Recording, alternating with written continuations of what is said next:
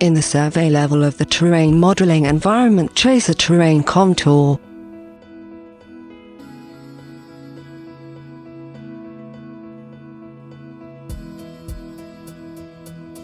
Choose to represent the terrain with a topographic contour plan.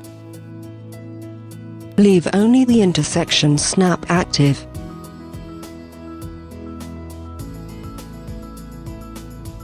Set the triangulation vertices.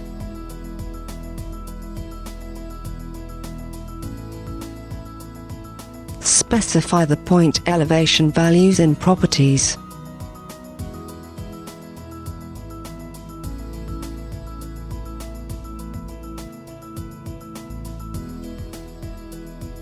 Complete the terrain definition with Finish, and check the correctness of the drawing by closing any non-color triangles.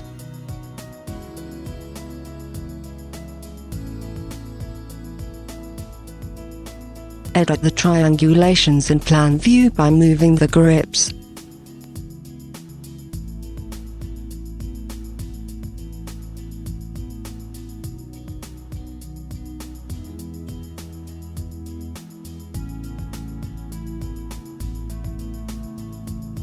Edit elevation values in properties or graphically in 3D view.